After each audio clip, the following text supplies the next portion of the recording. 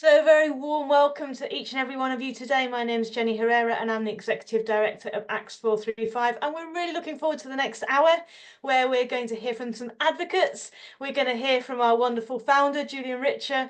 We're going to unveil our annual report, and we're just going to have some time together really focusing on Acts 45, and it's a special year for us. It's our 15th year, our 15th anniversary. Now, we had planned a great 10-year anniversary, and that was in 2020.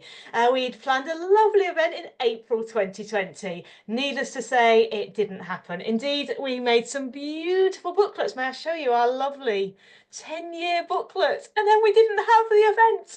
So, and churches weren't meeting anyway. So it was a bit sad, but there were obviously many more tragic things that happened from the pandemic than us not being able to give out our booklets.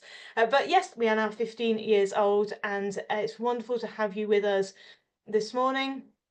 I'm going to be guiding us through, and before I sort of start through the programme, I just wanted to introduce our small team to you. So Acts 435 prides itself on our very tight model. There's just 4 of us. We're all part-time. So I have been with Acts 45 since the very beginning, back in 2009, which was our pilot, and then 2010 when we launched. Rona is our operations director. Many of you on the call today are advocates, so you will know Rona well. She's assisted by Carol, who is the one that looks at all the requests that go onto the website and also the thank yous that are going out. And Katie heads up our comms and our partnerships work, and they are absolutely amazing colleagues to have, and I'm so grateful for them. I think we're a total of 2.2 FTE. We might have gone down actually because I recently reduced my hours, but you know, the design of Acts 45 is such that it is achievable with such a small team. You can bring that down now. Thanks, Katie. So I'm about to hand over to Julian, who is our founder and our chair of trustees. After that, we will be talking to 3 advocates, which is just a great opportunity to hear from different advocates using Acts 45 and how it works for them. Then Katie will talk about the annual report. We'll come back to further reflections, and there will be time later on for any questions you have, or indeed any reflections you might have on the last 15 years if you've been involved for 15, or the last few years. And you know, we were very conscious that some of you have got involved with us in the last few years, maybe the last 2 or 3 years. You may well not be aware of sort of where we came from and the whole story. So we're absolutely delighted today to have Julian join us. It's an absolute privilege for me to work with Julian. I work with him on a number of charities, but this was the first, and this is where it all started. So Julian, over to you. You just need to unmute because we've Sorry, the mute keeps switching itself on. Thank you, Jenny, for that wonderful introduction, and thank you, wonderful advocates, for joining us today. It makes me really proud. Who'd have thought? Well, certainly I never believed when I tried to get this off the ground more than 15 years ago. We've been running 15 years. It took me quite a while to get it going. So I'm going to tell you a bit about that today, if I may. I was baptized in 2007, actually, which was a very special day for me. And I was surrounded by a lot of unused real estate. In other words, empty churches that weren't doing an awful lot. I'm not knocking, you know, I became a Christian because you know, wasn't for the real estate. I became a Christian, and I found out that a lot of churches are only used for an hour or so a week, and I thought, gosh, what a pity. And also at the time, the Church of England was going through a lot of debate and infighting and backbiting. And as a business person, I saw it as terrible marketing. There were a lot of negative publicity, hostility towards women, and same-sex relationships. And you know, I signed up for inclusiveness and equality, and everyone sort of loving each other. It could have, yes. I didn't feel it was they were doing themselves justice, really. So I thought, what could we do to, you know, maybe bring people to the church, which I think has got to be a prime aim of the organisation, to bring people together. And the congregations were dwindling, and so the idea I had was sort of early days of the internet. I mean, we're so used to it now, aren't we? But it was, you know, it was still relatively early days, and I'm not a techie person. I just spent 20 minutes trying to get my earphones to work on this system, and I couldn't manage it. So I'm not techie, but I saw the amazing opportunities the internet would give us. And I'm also aware that the benefit system, albeit a wonderful catch-all for so many people, is not flexible. You hear about people not wanting to sign off benefits because when they get work, they're very nervous that they'll be able to adjust it to their new situation. And they don't want to change their status quo because it's such a challenge getting it all set up in the first place. So I felt there was real rigidity there and inflexibility, and often there was nothing to help. Obviously, food banks were early days, and there's some wonderful charities out there, but people were slipping through the cracks. And if someone slipped through the crack for something relatively minor, people that are having a tough time, better than I do because you're meeting these people regularly, particularly in your role as advocates, but people could slip through the cracks for want of a relatively small amount of money. It could be a parking fine they can't afford to pay, or a bill. And if they didn't pay it, then the fine there'd be fines added, and then court costs, and then with threats of, if they couldn't be paid, then of prison. And then, of course, if people go to prison, they lose their jobs, they can lose their families. So, you know, people might sneer at us for just helping with small amounts of money. What good can that do? Well, we all know, don't we? Stories. We've heard stories of how the little help we've given has been life-changing, and not just the amount of money, but of course that people feel loved and welcome as someone wants to help them when they're going through despair. So all these things were part of it. So I thought, why couldn't we simply have a volunteer in each church community? And I didn't come up with the name advocate. I'm sure it was Jenny. It certainly wasn't me. But I think that was a lovely name. And the advocates would be trained up, of course, as you all know, to load up requests and applications for funds. And then the whole world would have access to them via this newfangled thing called the web or internet. And donors could, of course, give in whatever amounts they wanted to in direct response to these ads. Now, I mean, you understand it all. When I'm explaining to people who've never heard of it, I have to take them through it a couple of times. But you've seen it working in action, and it is not complicated, as long as the website works. And that's another story. Jenny's been a total trooper working through various incarnations of the internet. But as long as the site works, and we have some wonderful people in the back office, as you've heard, very few of them are needed because the thing is largely automated. I hoped it would work very easily. Now, you think this would be easy to get someone interested. So I'll just carry on with the reasons I thought it was clever. First of all, the particular benefit of Acts 435, as you all know, and I'm preaching the converted, but just for the record, every penny goes to the applicant, to the recipient, the person in need. When we all give money, I'm sure all of us, because we're all caring people, we wouldn't be doing this job.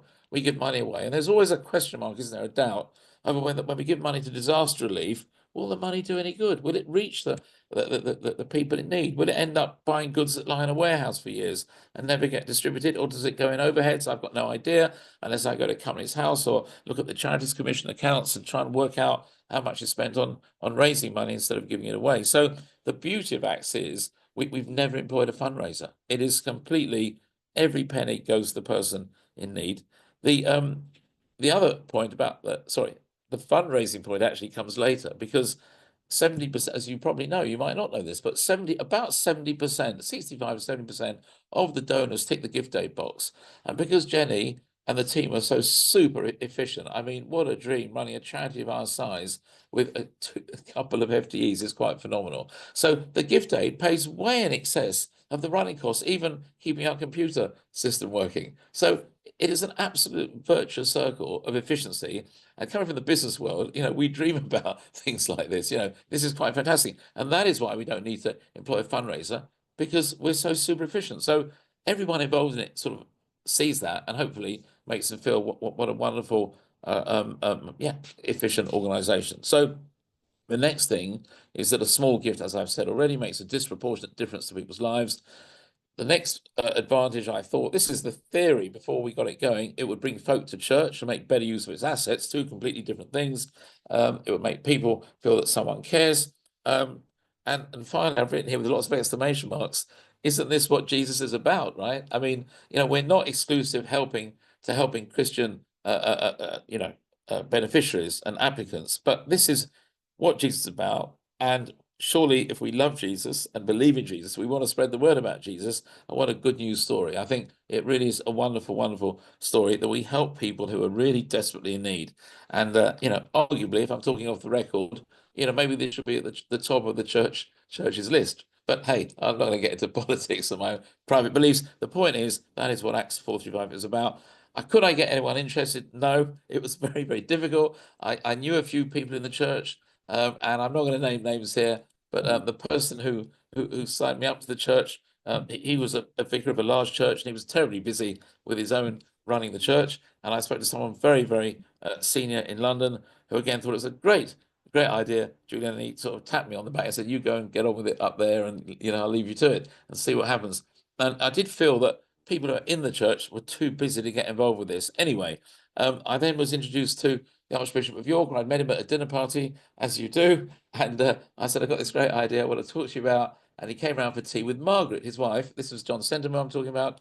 And they were lovely. And his wife had just been made redundant. She'd been a headhunter in Leeds, and she was itching to get back into work. And I told her about the scheme, and she thought it was a great idea. And the Archbishop said he would front it, because I didn't want to front it because, it wasn't appropriate. And he was a fantastic, fantastic, respected face of the Church of England to front it. And I could do his wife a favour too by getting her involved as chair of the trustees. And so it happened. The only trouble was we had no one to do the work. And Jenny reminds me, literally, I think last night we were at a dinner, a charity dinner, and she was telling people that there was a tiny little advert placed in the paper saying we needed a bookkeeper.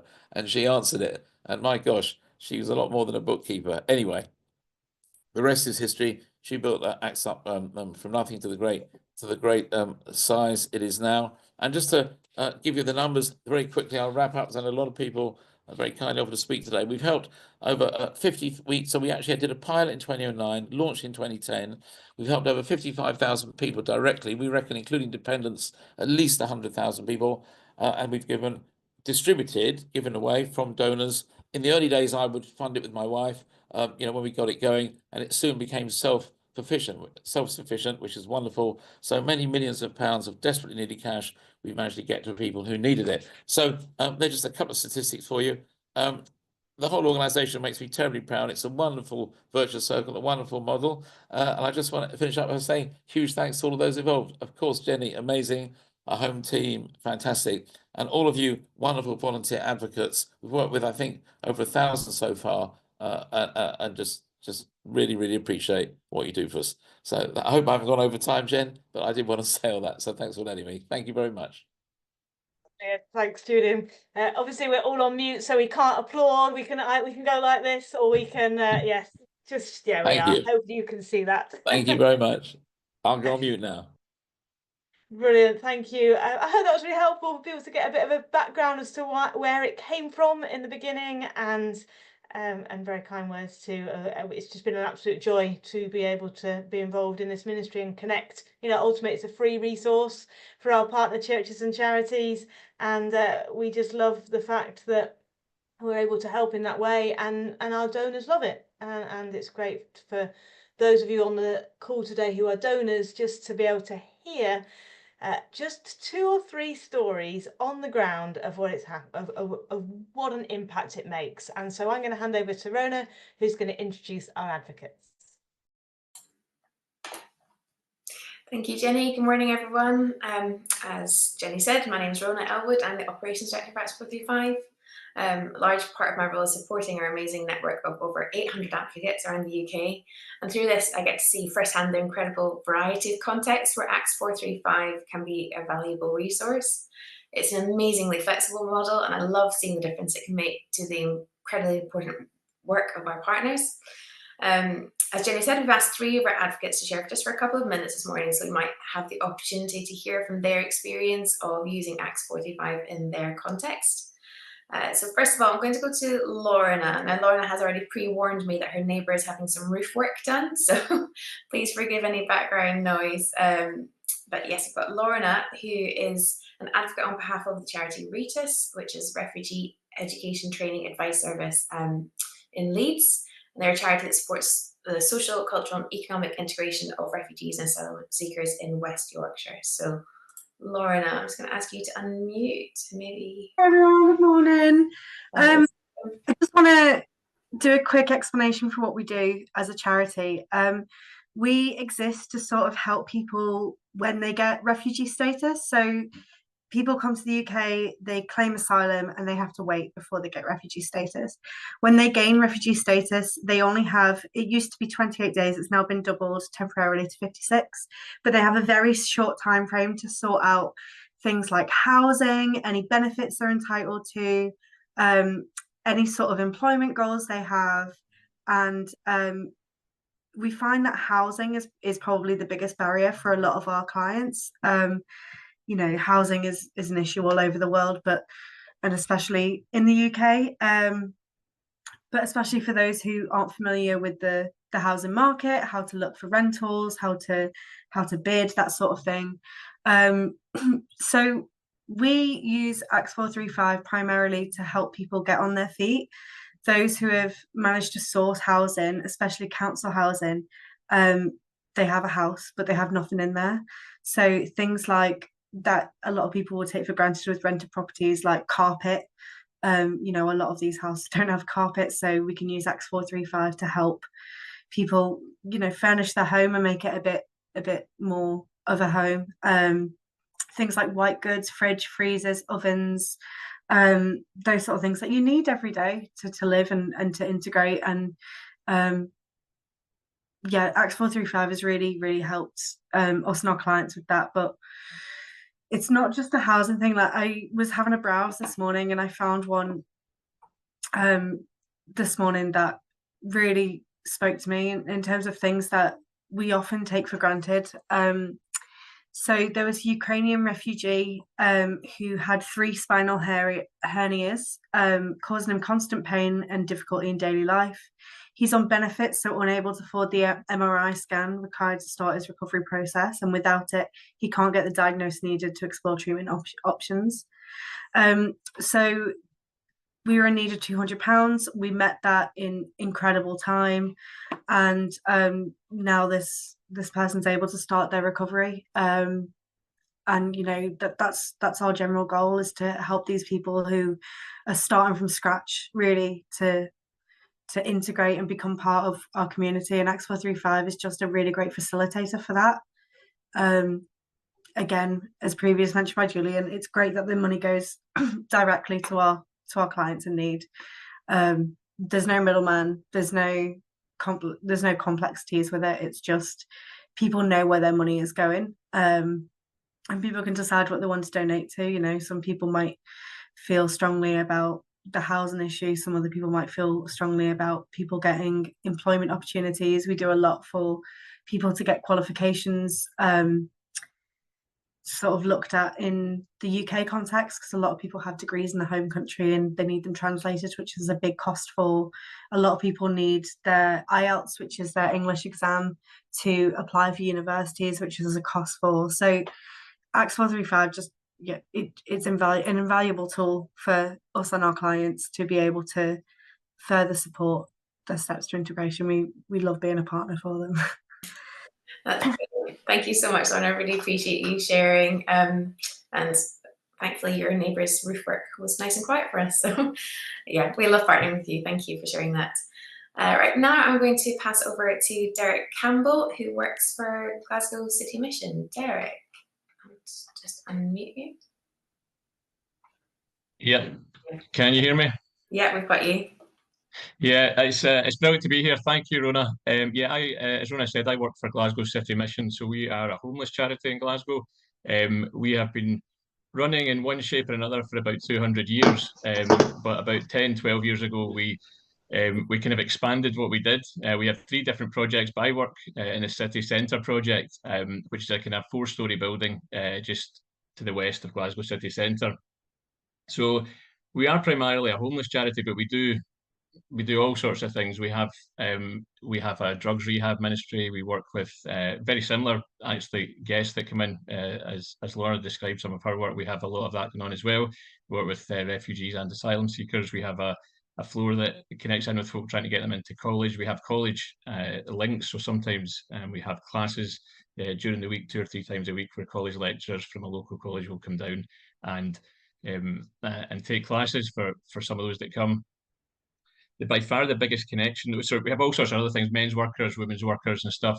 My particular role is I kind of work with the guys that I suppose I equate it a wee bit to like being like a GP. I have some specialist kind of colleagues who work in particular things, but I kind of deal with the guys that come into the door and they just kind of turn up and they don't know what to do. They don't know how to do life. So they might have just come out of prison, they might have just come out of hospital, they might have just been thrown out of their house by their partner or something like that. And they kind of turn up at the door and they don't really know what to do. So we kind of then work out their situation, work with various other organisations, work with you know, the local council and health bodies and stuff like that, and we try and take them from where they are and help them kind of get back on the straight and narrow. And a lot of the time that works really well, but also a lot of the time we can journey with these people for a while and then they have a fall or they struggle with addiction and things like that. But then they'll come back around. One of the lovely things about where I work is that it's you know, it's a permanent building, if you like, and sometimes what we see is people coming and going, and we might not see them for months, even years sometimes, but when they're in need, they'll come back again. In an average week out, we feed, we give a free food service at lunchtime and at dinner 5 days a week. So probably in a month we see about 3,000 people coming through our doors or something like that, for all sorts of things. But where we connect with people is really down through our food drop-ins a lot of the time. And Rona had maybe asked if I would share just how Acts 45 obviously has helped us. I honestly, I was looking back through some of the things. I can't say enough about how it's helped us. It's an incredible organisation. I've loved it in the last kind of 6 or 9 months or so since I've been an advocate. I've used it as a worker with our previous advocate. But I've also, I kind of now kind of organise it at the moment and stuff. We're just kind of slightly moving away from that, but it's been a brilliant time. We're so, any donors that are on, I can't thank you enough. It's an incredible thing to do. I love the personal nature of it as well. But I thought I would just share a couple of quick things there. There's a guy, James, who was an alcoholic, who's come round our building. I first met him about 2 years ago. And he just came. We have a big, massive Christmas dinner every year, and he came in. I just sat beside him, and he was a real kind of Glasgow character. He's, you know, kind of early 30s. Life was not, or kind of mid 30s. Life was not going that great, and he was telling me about his addictions and how things are going. But he had this amazing laugh. That's why he always stood with me. You know, he was in a desperate situation. He was homeless, but he was laughing all the time, and he loved it. He's like, what is this place? You know, so we chatted a wee bit, and then what I did was we kind of got to know each other a wee bit, and then I kind of introduced him to our my two of my drugs rehab colleagues, and they managed to get him into a rehab service. And it's just lovely. James now has been around for quite a long time. He is doing really well now. He's been through a rehab service. He became a Christian last year, about a year and a half ago. He's really settled in the church. One of his teenage daughters is going with him to church as well. And he still comes back around, and he'll come. We still have regular rehab meetings during the week. And James will come from time to time and kind of try and support the guys and come back. But in a sense, it sounds very small, but what we got for James was blind through Acts 435. And it sounds very small, but it's not. We managed to get him a flat, and he now lives in one of these kind of flats in Glasgow. It's kind of tenement, so it's huge windows. And just the light was really bothering him because he had to sleep in the living room when his kids were there. They had the bedroom kind of thing. And the blinds made a massive difference. And so I think one of the things that strikes me is, I think, Julian, you were saying that it's often small, it seems small things, but the difference they make is incredible. So just really grateful for that. Yeah, I'm always kind of trying to spread the news of Acts 435 to other Christians that I know and other churches and stuff like that, because I just think it's so straightforward. The staff are fantastic. They're so flexible and helpful. And honestly, I could have sat here with about 50 or 60 stories of amazing things that Acts 435 have done. So massively grateful. And yeah, just looking forward to working with you in the years to come as well. That's lovely. Thanks so much for sharing, Derek, and thank you for your kind words. It's wonderful partnering with you too. And last but not least, I'm going to pass over to Rachel Target. Rachel is an advocate on behalf of the Social Justice Network, which is a charity within the Diocese of Canterbury. Rachel, over to you. Hi, yes, I'm Rachel and I work for the Social Justice Network. So we work across the Diocese of Canterbury, working with lots of different projects in the different parishes and the churches. So I'm really privileged to see so many different contexts within that. And actually, Acts 435 touches all of our projects in some way. So it started out as we were working with Acts 435 in our Connecting Canterbury project. Where we would have people come and they would come to local hubs where we would have food banks and clothing banks. They could get a free meal, access crisis energy grants, and then also Acts 435, where they could come for supporting wherever their need was. So that started out as white goods and then have expanded. So we're accessing training for people if they want to get back into work. And I wanted to share one particular story that was just before Christmas. We had a lady came along to our hub, and she had just moved in with her daughter following cancer treatment, and she was they only had a bath in the bathroom which she was unable to use. She was only able to use a shower. She couldn't get in and out of the bath, and so she hadn't been able to wash for many weeks because she'd been living with her daughter and wasn't able to get in and out of the bath.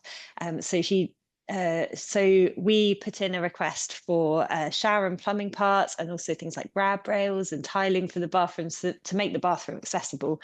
And so the money came in just before Christmas, and they were able to convert the bathroom. And she was, for the first time in many months, able to bathe with dignity independently.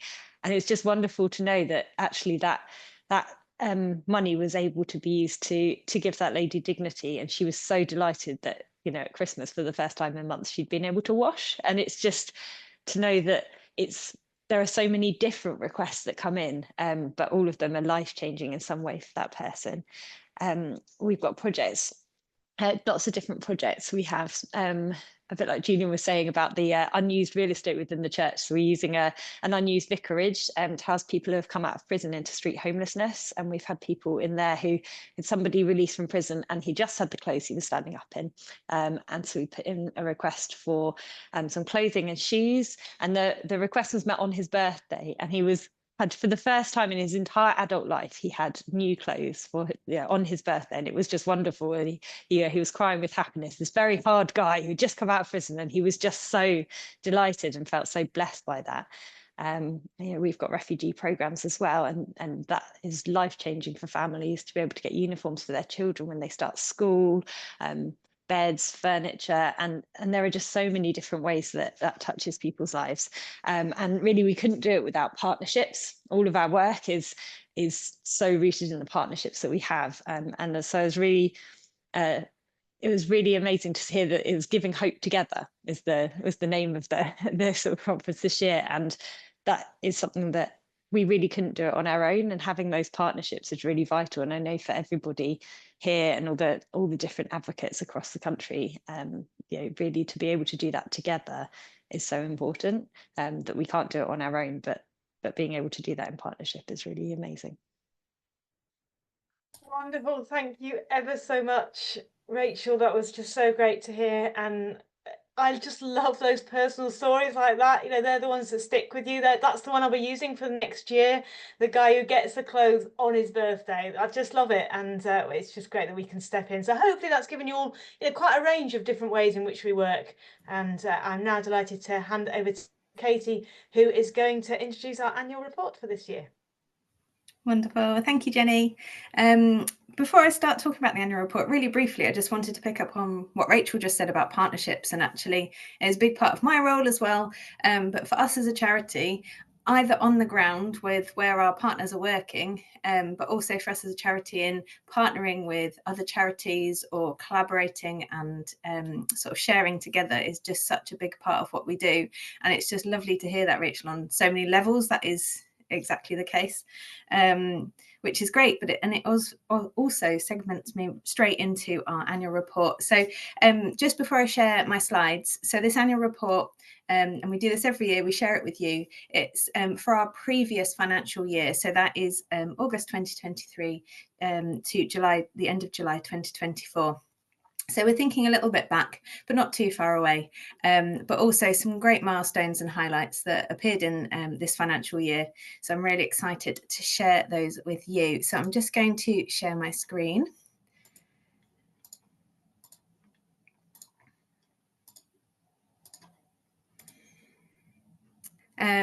So I suppose also every year we try and think of different ways of saying about this partnerships, this sharing, this collaboration that we often do with external partners and friends, and also on ground level too. So the title of this annual report is Sharing and Collaborating.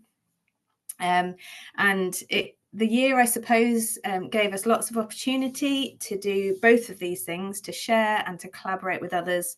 And our major highlight of this financial year, which especially sort of had a really big impact for us as a charity financially, but in many other ways as well, was being able to share on Songs of Praise, which is the picture that you can see there. With one of our amazing advocates, Pat, who's on the call. Hi, Pat. And one of our recipients, Colleen, who's pictured in the middle there. And then Laura on the right is the presenter of Songs of Praise and turned up to film at one of our local partners here in York. Yeah, this was just a major highlight. And we saw 334 brand new donors find out about us and give for the first time, which is incredible. And just at this juncture as well, I just want to just let you know a little bit about Colleen. She was incredible in sharing her story, her warmth and her heart for what we do and how we support others, which is something that she does. She did a lot of herself, but Colleen passed away shortly after filming with Songs of Praise. So it just felt really poignant.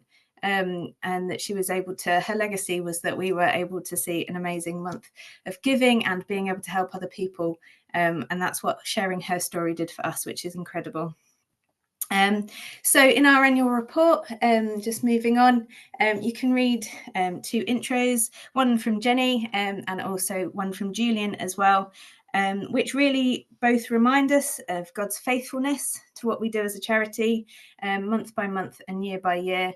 Not only financially, but in many other ways as well. And then moving on, I always love to share some stories. We've just heard some amazing stories of individuals who are being helped through what we do. But these stories particularly are pulled out. We've got so many that I could pull out, but I just chose 3, and they're just really quick to read, but they just remind us of the difference that a gift given at the right time can make. But also the part the local church plays and local charities play in being able to demonstrate God's love to these individuals that are being helped through Acts 4:3-5. So feel free to read those. And then really briefly, I want to run through, I don't want to create too many spoilers, but I just want to highlight a few things that I've included here in our timeline, along the lines really of that sharing and collaborating. So we partnered with Let's End Poverty within this financial year in the October of 2023, which gave us the opportunity to collaborate with them and add our voice to their movement to end poverty. The Let's End Poverty movement, if you don't know much about it, was instigated by the Methodist Church and is a really growing movement of different partners in terms of charities and individuals as well, seeking to add their voice in many different ways and campaigns. I briefly touched on at the beginning about December of this year and our Songs of Praise, but it was a huge month for us as a charity. It started off with our former trustee, Bishop Aaron, who helped us with a campaign on St. Nicholas Day, which is the 6th of December, to ask people to be a secret Santa. And we were also featured on BBC Look North on that day as well, which was wonderful. And then we had our biggest Christmas ever with 723 individuals helped in December. And that was partly obviously due to the fact that we featured on Songs of Praise on the 17th of December. And it was just incredible. And as we often find over December, we see all requests on our website met. And we absolutely did earlier than usual on the 22nd of December. So that was just amazing. And then flicking over to the next year, to 2024, we attended our first ever festival, which was brilliant. And Rona went along with her family and was also joined by one of our trustees and one of our advocates on a stand there. And then we also joined up with with our friends, Christians Against Poverty, to be at some of their conferences. And then finally, we ended the financial year in July by seeing over that since we began, we'd been able to give £6 million directly to individuals, which is a wonderful way to end a financial year. So that's our annual report.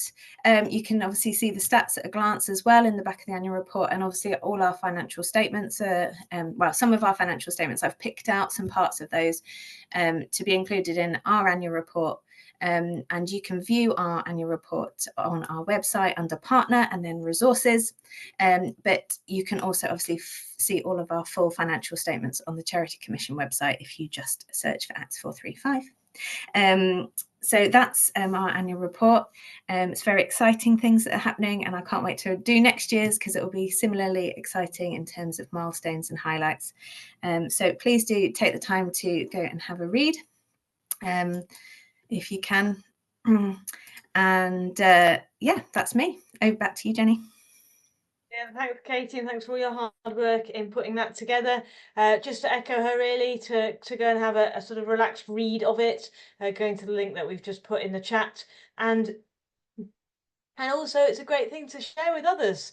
If people are saying, oh, I'd like to help people who are struggling in UK poverty, but I don't know who to give to, well, tell them about Acts 45, send them our annual report. Just a great way to sort of see what we're up to, and a snapshot, really, of things. And we're just excited to see what we can do over the next 15 years. We hope to partner with many, many more churches and charities. And, you know, one of the things that happened last year was that the debt relief order fee was abolished. You may remember that back in sort of April of last year. That had been something that was a really good fit for Acts 435, the £90 DRO fee. But hey, now it's being funded just through government, I guess. So it just enables us to then focus on other areas, and that's really what we're about. We want to fill in the gap, and we know that some of our partners have a food bank and a clothes bank, but others don't, and therefore they need to use Acts 45 for clothes. And what we have found over these 15 years is just the incredible balance that we've had without us doing anything. It really isn't in our control which partners are working with us, which ones are posting the most. And the reality is, if we had cooker, people would come and they'd be like, oh, or if they were all in Yorkshire, the joy of the way that really God's knit it all together is that we have a variety of items being requested coming from a variety of churches and charities, and it's just been great to go deeper on that. And one of the things that we also did is we now have some key partners, and they are ones that we particularly work with, that we're able to offer certain opportunities to. They're able to have more requests live on our website at any one time. And you know, we are both, and we love our key partners who are really using Acts 45 a lot, where there's a deeper relationship, but actually it still works just as easily for the rural church who only needs Acts 45 once every 2 years. As long as they still do their financial return and keep in touch, they will have their account open and they can post when the need arises. And we're just passionate about making sure that it's available to anyone. So before we open for any questions, or indeed any of your reflections, I'm just going to see if Katie's got our word cloud ready. Yes, I absolutely do. And it's just wonderful to see it. So I'm just going to share my screen so you can see these words here. We've had some lovely words added, and some that you'd think of automatically, but some other different ones as well, which is lovely. So we've got things like grace-filled, blessing, positive, just awesome, and then there's some more sort of other words that actually maybe take a bit more time to think about in terms of Acts 435, but transformative, absolutely. And we've had stories today of you know, how being able to put up a blind or being able to put some handrails in somebody's bathroom is transformative for somebody in their moment of need, which is wonderful. And similarly, empowering. You know, a gift at the right time can just empower somebody to take a first step. As Lorna was sharing, you know, about people who need to be able to translate their qualifications. and being able to empower them to then be able to seek education here or be able to seek a job because they now are empowered with that certificate to say, you know, to say about their qualifications. So I think it's just really lovely and amazing to see all these different types of words and how you would all describe what we do. But one really jumps out at me, and that is unique. I think every year I work for Acts 435, it just reminds me, and coming on calls like this, it reminds me of how unique we are, that there isn't many other ways to be able to bless people in this way. And that what you guys are doing on the ground, those of you that are seeing people in need, you know, are being able to be equipped with Acts 435 in a really unique way, which is wonderful. So thank you so much for contributing all those words. Thanks, Kenzie. I'll get that out on socials. It's a good one to put out. Mm. Brilliant. Well, really, we just want to give some time now to any questions you might have. I've got, and so the way that you can do this is you can write it in the chat, or you can use the raise your hand button at the bottom of the screen. As I've said, it's often we don't have many questions because a lot of you know quite a lot about what we're doing. So I've just sort of thought, well, it would also be lovely to have any of your reflections as you look back over the last 15 years. There is a question here about how do you partner with Acts 435. So Rona, if you can pop the link in the chat to where the details are for that.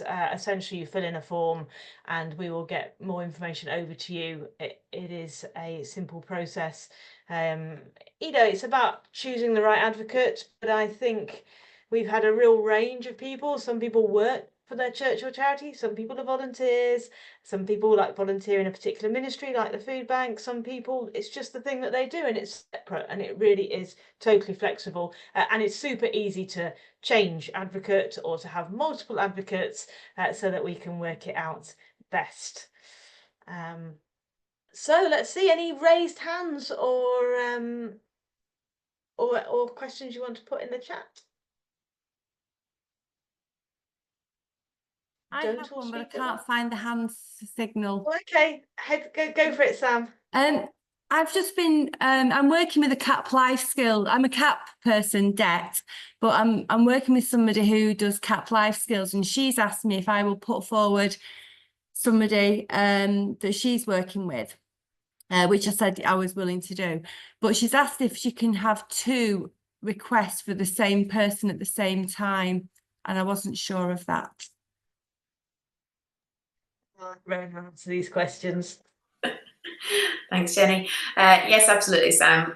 We have a 3 request limit per household in total, but we are very happy for those 3 to be up at the same time. You don't have to wait for one to be fulfilled before you post the next one. The one caveat is that they have to be for separate needs, so it can't be 2 requests for the same purpose to raise a larger amount. They have to be for separate items. Yeah. But yeah, so yeah, that's great. Yeah, one is a skip and one is a pair of glasses, so they're quite different, but for the same troubled family. But yeah, I would just start. I've been an advocate since I think fairly near the beginning. I'm not exactly sure, and we've had countless offers of help via this amazing charity. So thank you. Keep it up the good work. We think you're amazing here in Bolton. Thank you. Thanks, yeah, if you can't find a raise a hand, then you know, I'm conscious we've got lots of advocates, so this is your moment. This is your one time a year that we gather you together. So if you have any question or any comment, then would you? Oh, here we are. We have got a raised hand from Jackie. Hello, everyone. It's a quick question. If someone asks, for example, for £100, but at a certain time they don't get the full amount, what happens then? Do they may only get £70, but would you just give them the £70? Is there a cut-off period of them having that £100? I don't know if there's any dates or anything. Does that make sense? It's a really good point, but this questions are really helpful because they make us realise all the things that we take for granted and haven't told you. So the wonderful thing about Acts 435 is that our new website, which was a headache and a half, but it is now does so many things, and one of those things it does is it tells us the average number of days that requests are met in full, which I think is about 10 days at the moment, but sometimes it's as quick as 5 days. There were a few years ago, I would say that some requests would be on for nearly a month, but now I don't think we've had one over 2 weeks for years. So and what that means is that they are all being met. So essentially, the answer to your question is yes. If only £70 was given, the full £70 would go because donors have connected with that story. But actually, in practice, we haven't had that happen for years, and in fact, we have this amazing joy of being able to meet 100% of requests, and that is individual donors. One thing just to tell everyone, in case you weren't aware, we don't have some big grant funds that we are just pushing in to the website. We have individual people, some of which are on this call, who choose to go onto the website and give. And if everyone stopped tomorrow, your request wouldn't be met. But praise God, every single day people give, and every single week we have new donors giving, which is one of my favorite stats. So we are been able to keep providing. Pat, over to you. Hi, can you hear me? Because I don't know if you can hear me. Yep. Yeah. So first of all, I just want to thank you all there. I've been asked to from some of the families that I work with who you can't actually see, but they've asked me to send a big hugs and a big thank you for everything that you do, and all the advocates. You're amazing. You're beautiful. Just highlighting on one little thing, I just wanted to share. We was donating for the clothing. You put donation for a family for clothing, and one of the things that really touched me more than anything else was one of the children was rummaging. I call it rummaging. They were in like, oh, what socks have we got? And these little socks. So you can imagine this like 5-year-old child with socks. Put these socks on and went and put his wellies on. And all he wanted to do was put wellies so his feet weren't cold when he was jumping in the puddles. Well, that was just an act of kindness from the donors who gave. It was a little amount, but it was a massive, massive impact on this family because it brought joy and it just brought love. And I just wanted to share. Sorry, I get a bit emotional. I just wanted to share that with everybody at ACTS. You're amazing. You're amazing. The donors are, thank you. Can't thank you enough. Cannot thank you. Massive impact. Massive. Thanks, Pat. Well, the feeling's mutual. We just sit here as a team and think all of you advocates are amazing. You're out there on the front line. You are connecting with people. You are coming alongside people, and it's just amazing. We're so grateful. Rona, there's a question about an update with the carpet supply. Thanks, Jenny. So for those who aren't aware, we have been running a project alongside the national carpet supplier Mercado. They approached us back in, May 2023 to explore how they might work with us to provide carpet and underlay free of charge to those who need it most. We started a pilot project with them in August of 2023 with partners in Greater Manchester and West Yorkshire and Shrewsbury, just seeing how that might work in practice. And so what happens is advocates can post a request on Acts 435 just for the cost of the carpet fitting, which can usually be done for about £200 for a house. And they just need to find a local carpet fitter who's able and willing to do that job. And then they place the order with Mercado and they provide absolutely everything for the job that is needed. So the carpet, the underlay, the strips of metal that go across the door, the glue, the grippers, everything. It's really incredible. And also the carpet is not just your average carpet. It's really lovely carpet, the kind of carpet that you want to walk around barefoot on. So they've been, we started the pilot in August 2023, and that ran through until December of last year. And in December, we then moved to open it up nationally, but it's not available to all advocates just because of the complexity of the project. It's wonderful, but it's not straightforward. So we have made the decision to open it up to our key partners. Our key partners are all across the UK. We've currently got 46 key partners. So if you are a key partner and you haven't yet made use of the carpet project or you're not familiar with it, please get in touch. We'd love to link you up with Mercado. And if you're not a key partner and would like to use the carpet project, then please chat to me about becoming a key partner, because it's not difficult. We would love to have you and we would love to make that available to you. And thanks, Rona. Yes, as she says, and Sam's popped a comment in the chat. It's not straightforward, but if you can make it work, it is an incredible blessing. A couple more questions. So one question about there not being more advocates on the call, and are we having more of these? It's a very interesting question. So back in the day, when we were mostly Yorkshire based and not huge, we would host an advocate gathering at Bishopthorpe Palace. That now is a key partner gathering instead that we have once a year, just because we couldn't, it's not a big enough space to be able to open it to everyone. But the reality is, and this comes back to the fact that you're also busy on the front line. We set up meetings, we've tried regional meetings, people can't come, or they say they can come and then they don't turn up at the last minute. And so in the end, we have taken the decision that really we want to respect your time. We're always around if you have any particular questions, particularly Rona's always available to support you as advocates. Yeah.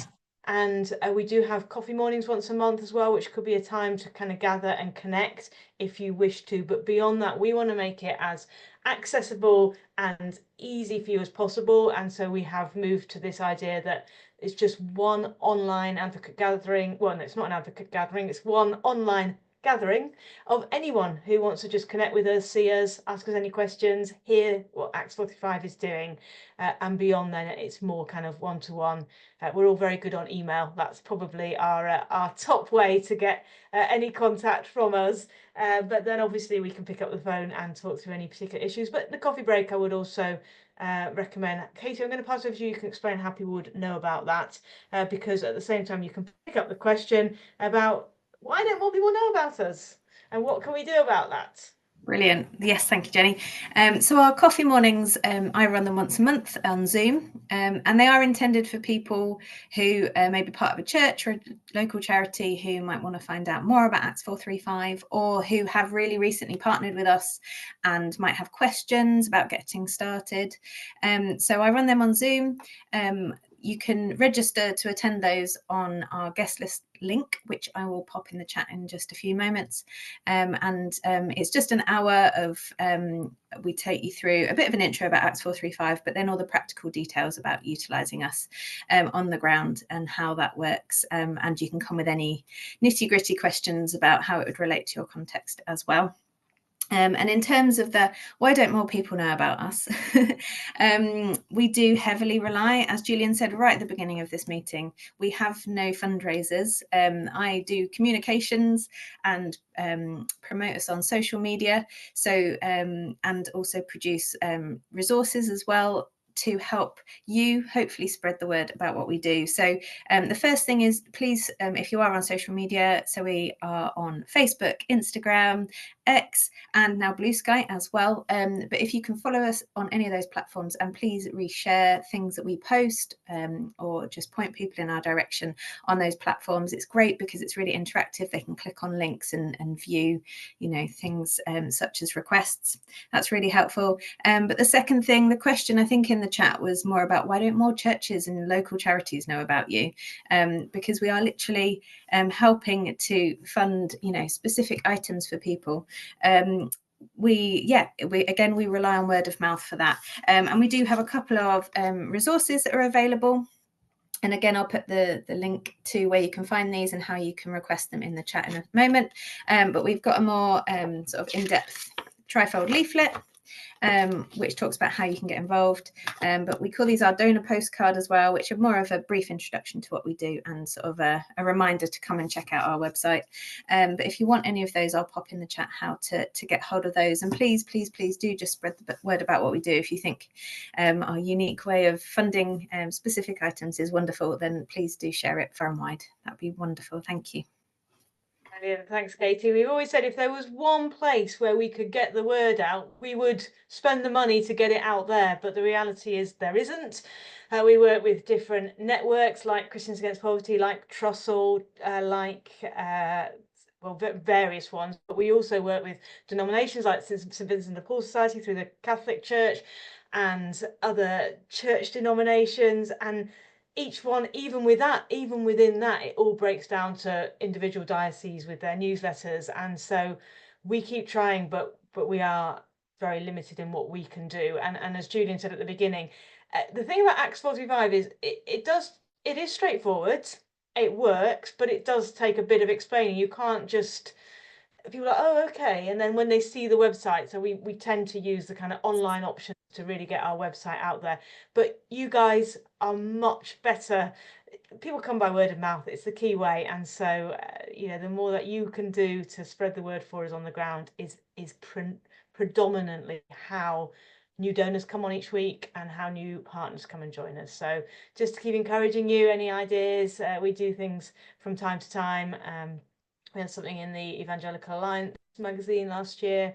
Obviously, Songs of Praise was huge, but there are moments in time in a content overloaded world. So it is a challenge, isn't it? But you know, that's the reality that all charities face, and we feel extremely privileged to be stable and to be able to keep seeing these requests met quickly, because some charities are really struggling out there, and perhaps you are, and we pray for you, and we hope that we can continue being a good resource for you. So I'm going to wrap up by praying for us all, and thank you so much for joining us today. I hope that's just been helpful. Uplifting was our hope, that it would just feel uplifting and encouraging. So let me pray. Lord Jesus, we want to thank you for the privilege it is to be involved with Acts 435, for this opportunity to be your hands and feet, to reach out to people in desperate need. And we thank you for the stories we've heard today, where an item we might take for granted can make a massive impact, like those blinds, that if you've got light flooding in, how can you sleep well? And just the joy that that brought. And then this wonderful story about these clothes coming for this tough guy who's out of prison and reduced to tears by the fact that the money came for his clothes and shoes on his birthday. Lord, I just pray you would continue to equip our advocates as they reach out to people in need, that you would continue to inspire people to give to our website, and that we would be able to continue helping many, many, many more people in the years to come. Amen. Fabulous, everyone. Thank you. You're all great. And I hope you felt that together we're giving hope.